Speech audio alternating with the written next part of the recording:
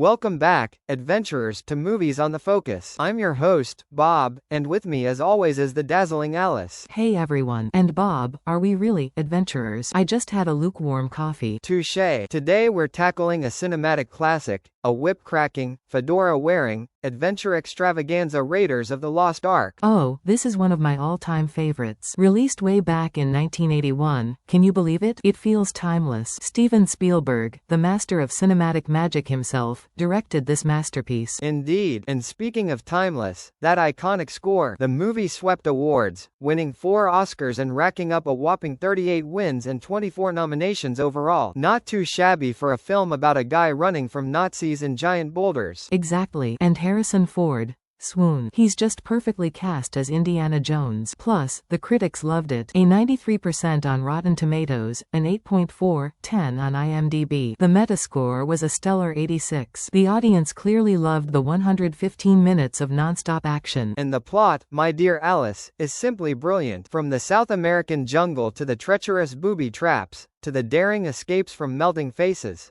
I mean, the Nazis. Let's not forget the Nazis. Don't forget the iconic scenes. The boulder chase is one of the most thrilling sequences in cinematic history, and who could forget that amazing opening scene in the jungle? And that final showdown with the Ark? Pure magic. The suspense was palpable. This movie is more than just an action film, it's a thrilling ride. It really is. It grossed over $248 million at the box office.